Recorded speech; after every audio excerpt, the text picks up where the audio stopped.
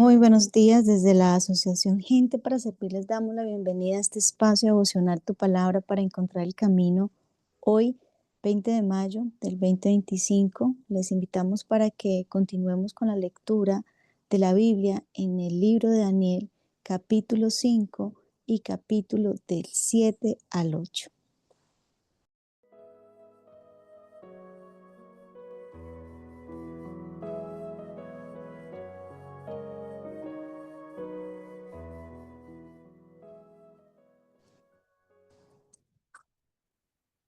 Nos encontramos con un personaje muy importante que seguro nos va a dejar una referencia para que reconozcamos en este camino de la fe verdades espirituales tan importantes como lo es la humildad y como lo es también la confianza en el Señor. Y es que Belsasar, que es justamente el rey del que hoy vamos a hablar, siendo nieto de Nabucodonosor, pareciera que heredó el orgullo, ese síndrome que sufrió su abuelo, porque esta era la relación que tenían como tal, y en ese legado, en esas herencias, vemos que Belsasar también recibe un legado de idolatría y de ignorancia, ¿sí? Fue un hombre que en su comportamiento nos otorga un camino que no deberíamos recorrer, un camino que, por supuesto, el Señor no tiene para nosotros, porque no es el deseo de Dios de ninguna manera que perezcamos de la manera como pereció Belsasar. Por otro lado, encontramos a Daniel, que sigue siendo luz y antorcha en medio de la cautividad, en el lugar donde Dios le puso, siendo sal, porque Daniel tenía todo lo opuesto, y en sus virtudes y en su riqueza, que era espiritual y que es la verdadera riqueza que trasciende, vemos cómo ilumina con su verdad, porque si somos sal, sabemos que el elemento principal y esa función de preservar que tenía la sal estaba también entonces en Daniel, preservando la verdad, porque en términos más prácticos y en su uso original, cuando el Señor Jesucristo escribe las palabras que nos hacen referencia a lo que somos en la tierra, porque ¿qué somos para Dios? Pues claro, somos sus hijos, somos su creación, pero ¿qué somos en la tierra, en el lugar donde estamos? Somos sal.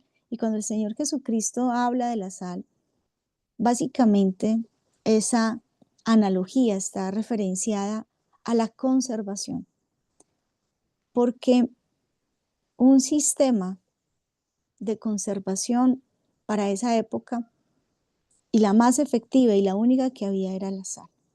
Los alimentos se dañaban, entraban en un proceso de contaminación. Y aquí, sin ir tan lejos, para el momento en que Daniel se encuentra en Babilonia, vemos cómo la dinámica, vemos cómo lo que rodea a Daniel, vemos cómo el mismo rey, en el caso de Belsasar, pues era o estaban dentro de una atmósfera de contaminación, de corrupción. Y si venimos a esta época es igual. La corrupción, la mentira, el engaño, la contaminación de corazones apartados de Dios es lo que se destaca. Y justamente estaba Daniel en medio de una generación podrida.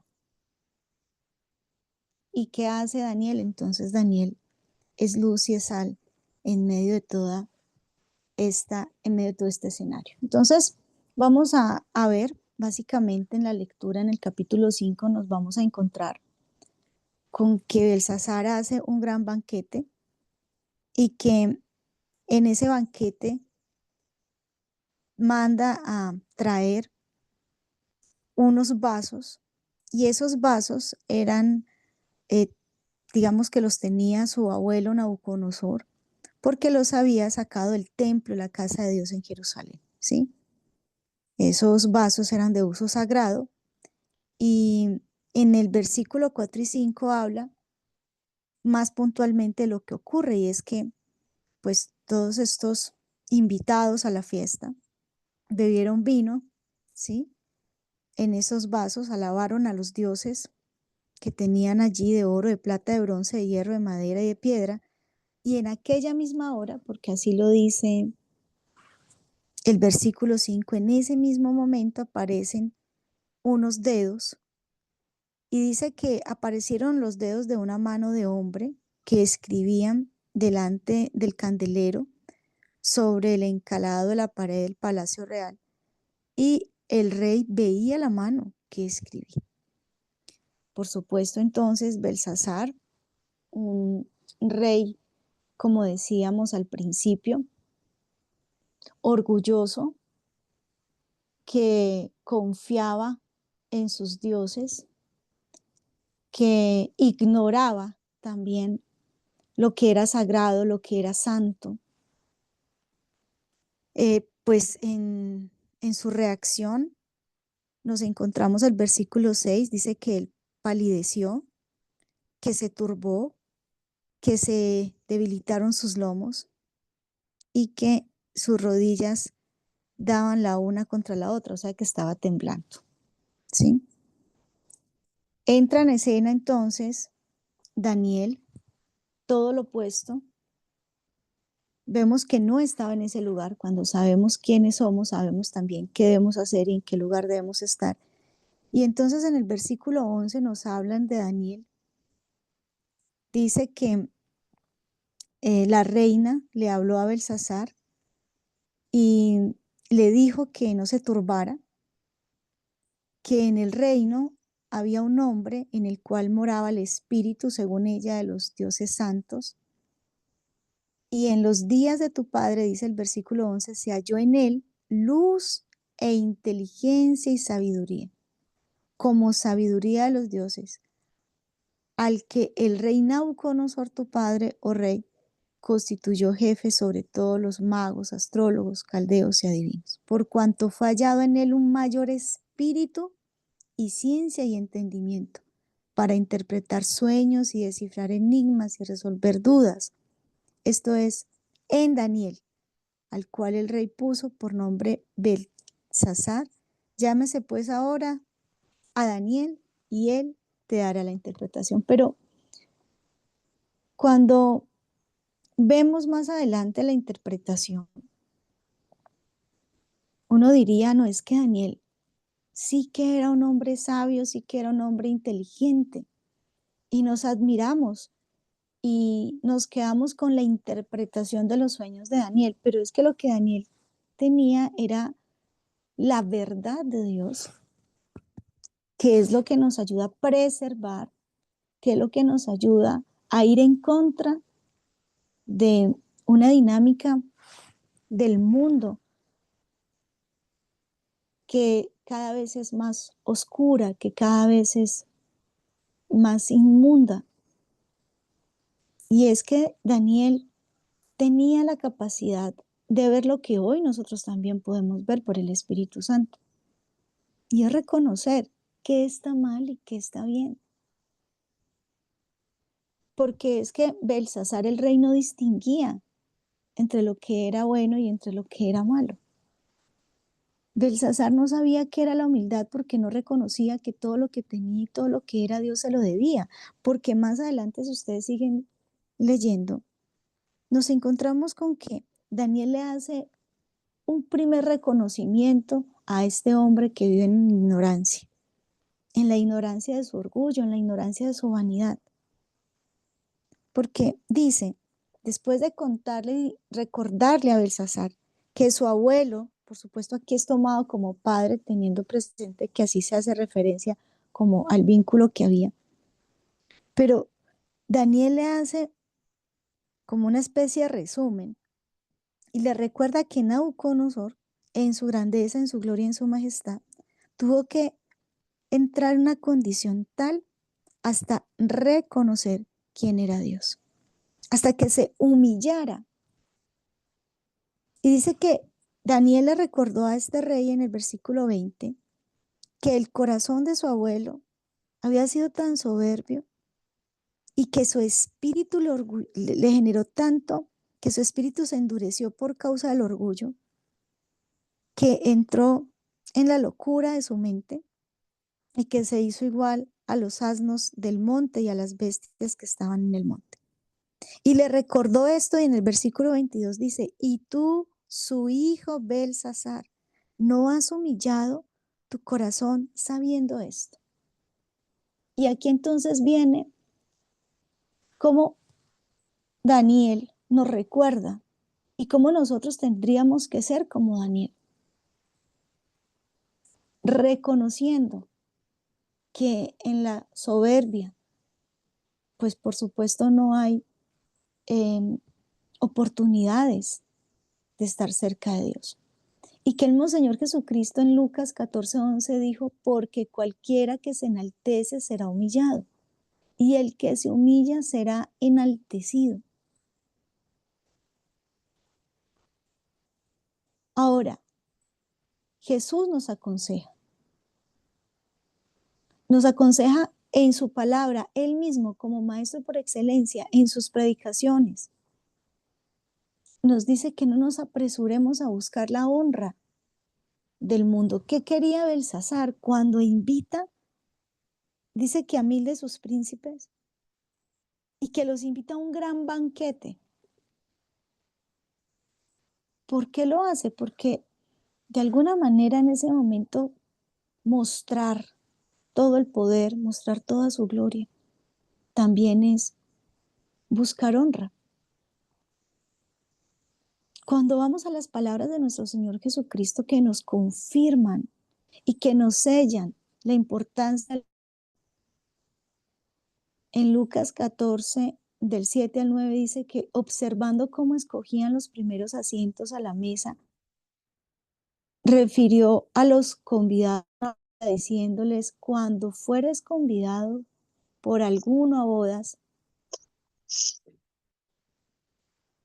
cuando fueres convidado por alguno a bodas, diciéndoles,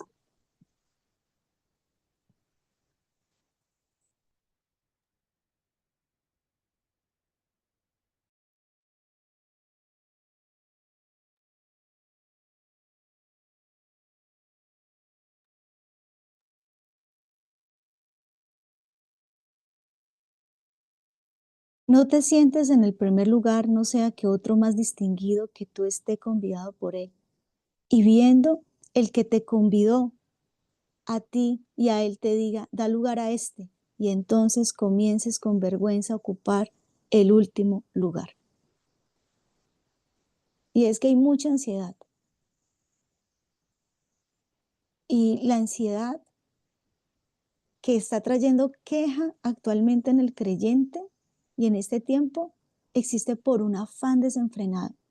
Tenemos un afán desenfrenado por mejorar el nivel de vida, por mejorar las relaciones con cierta clase de personas, por mejorar las condiciones laborales, por mejorar nuestro aspecto físico, por mejorar en nuestra curva del conocimiento. Queremos sentirnos más. Y entonces ese afán en muchas ocasiones nos apartan de lo esencial. Y es por eso que Jesucristo, ahí mismo en Lucas 14, del 15 al 24, narra una parábola donde habla de la felicidad que trae el ocuparnos en aceptar la invitación que el Padre nos hace en mejorar ¿qué? Nuestra relación con Él. Porque cuando Belsasar invita a un gran banquete, nos recuerda también entonces esta parábola que vale la pena que la tengamos presente. porque la lección que Belsasar nos deja y que nuestro Señor Jesucristo nos quiere mostrar es muy grande en este día. Y nos habla justo también de un banquete, pero es un banquete diferente, ¿sí? Este banquete nos habla en la parábola de la gran cena, en el capítulo 14, versículo 15, dice que oyendo, versículo 15, lo podemos leer desde el capítulo 15, versículo 15, dice, oyendo esto, uno de los que estaban sentados con él a la mesa le dijo, bienaventurado el que coma pan en el reino de Dios. ¿Cómo? Porque además aquí viendo la dinámica, ustedes saben que es verdad.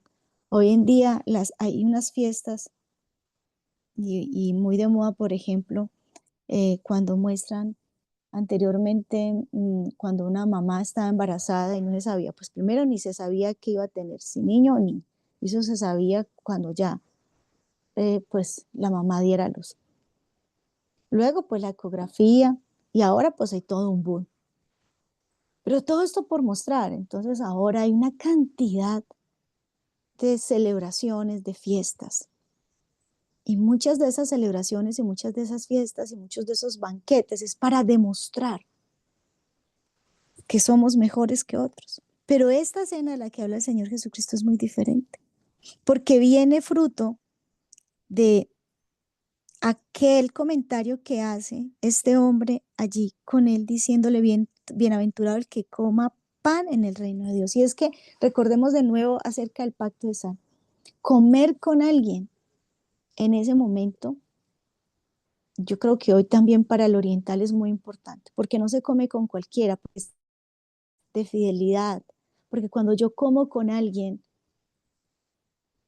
y para ese momento, casi que comprometernos ambos sentados a la mesa, hacernos bien.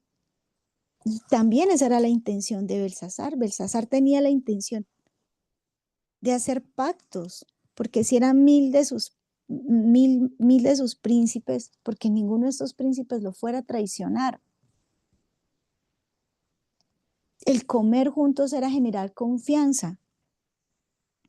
Ya más adelante la parábola empieza a decir, en el versículo 16, que entonces Jesús le dijo que un hombre hizo una gran cena y convidó a muchos.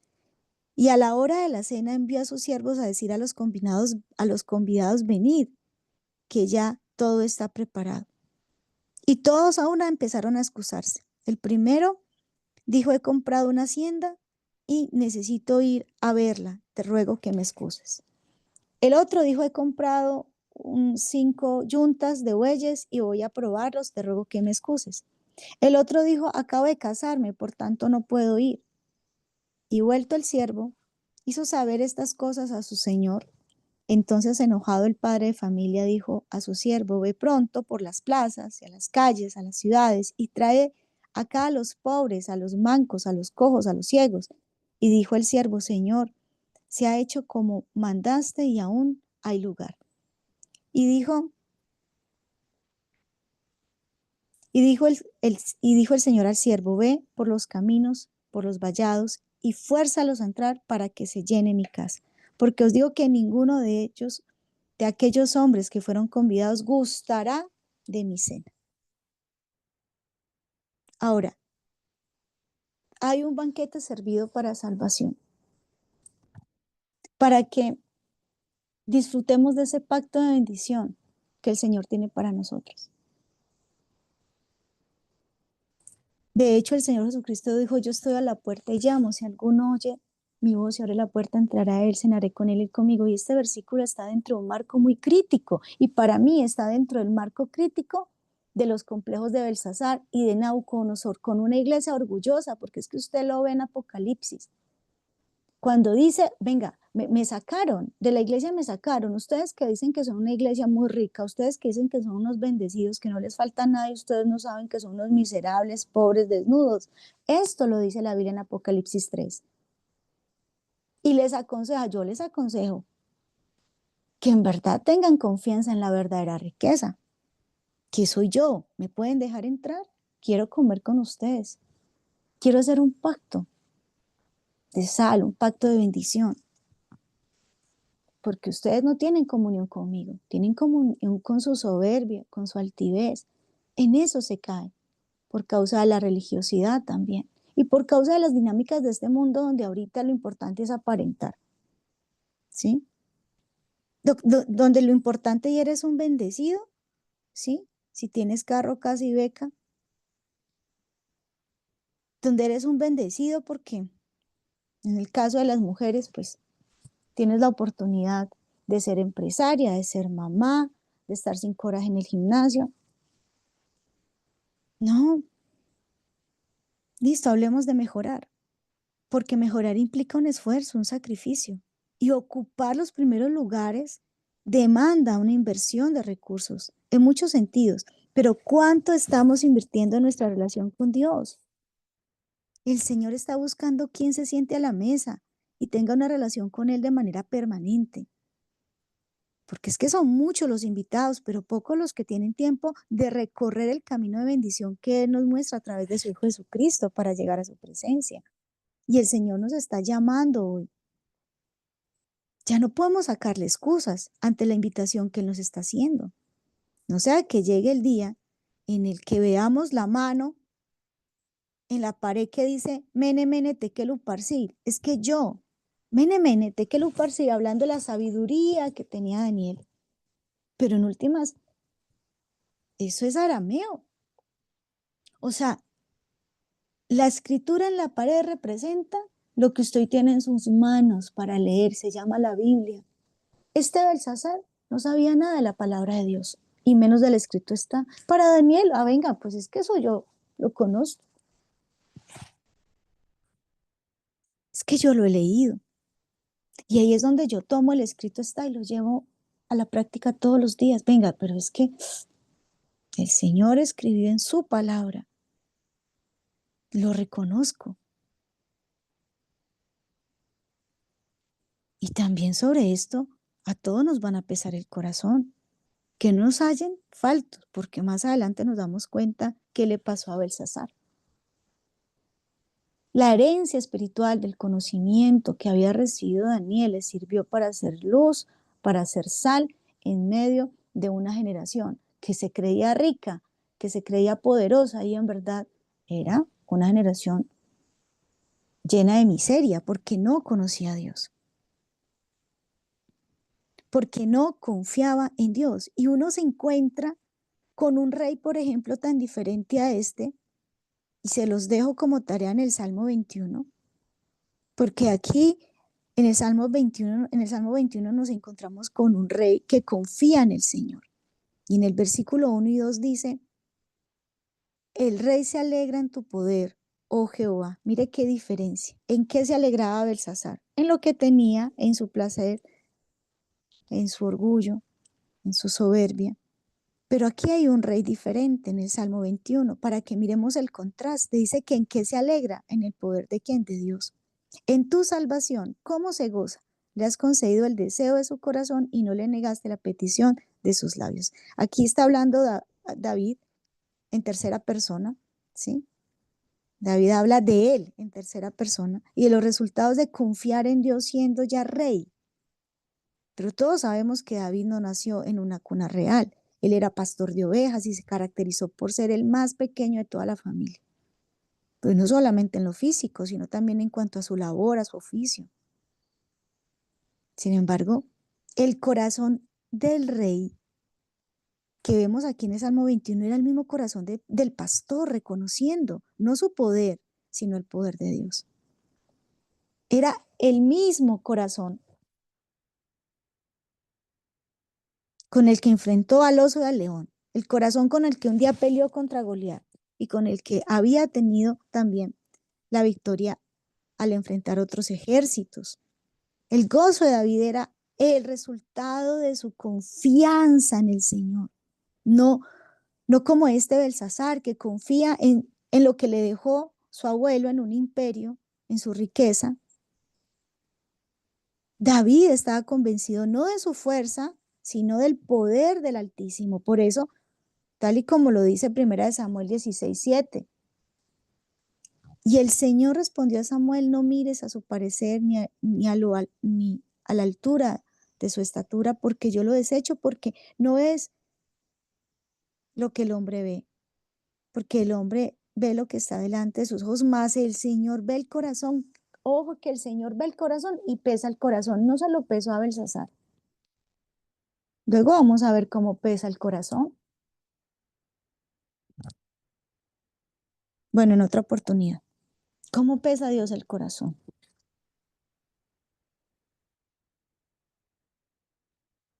El Salmo 21, del 3 al 4, para terminar, dice, porque le has salido al encuentro con bendiciones de bien. Corona de oro fino has puesto sobre su cabeza. Vida te demandó y se la diste. Largura de días eternamente y para siempre. Todo lo opuesto a lo que le pasó a Belsasar. Aquí David nunca esperó encontrarse con una corona en su camino. Él nació y creció siendo pastor. Tenía una familia y una tradición que le marcaba el hacer lo mismo durante toda su vida, pero su corazón le permitió ver a Dios como su Padre y el Rey de los cielos en esa relación que tuvo con Daniel, con David, le dio una oportunidad diferente y por eso le dio un reino acá en la tierra. David no decidió ser rey, pero tampoco eligió ser pastor cuando nació. ¿Qué hizo David? Él solo obedeció a la instrucción de su padre Isaí en su momento, porque jamás se quejó de su condición, amó, valoró lo que su padre Isaí le dio, un legado que era ser pastor, hizo bien su trabajo, pero le entregó su vida al Eterno y confió su vida al Señor, y por eso David fue pleno y se realizó en su condición de pastor, pero luego en su condición de rey, porque David aprendió que la plenitud no proviene de un cargo, de una profesión. Él encontró su lugar en la presencia de Dios y sabía que su condición terrenal jamás afectaría su posición en los cielos.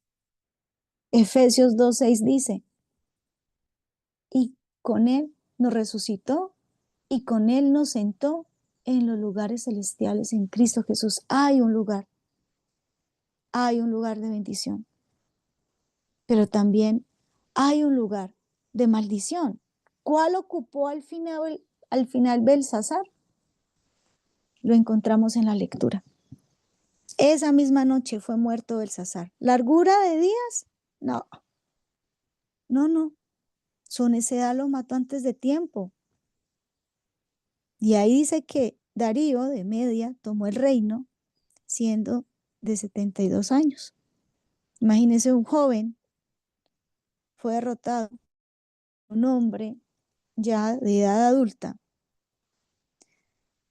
y básicamente en esta analogía, en esta comparación, podemos escuchar que Dios nos está llamando hoy.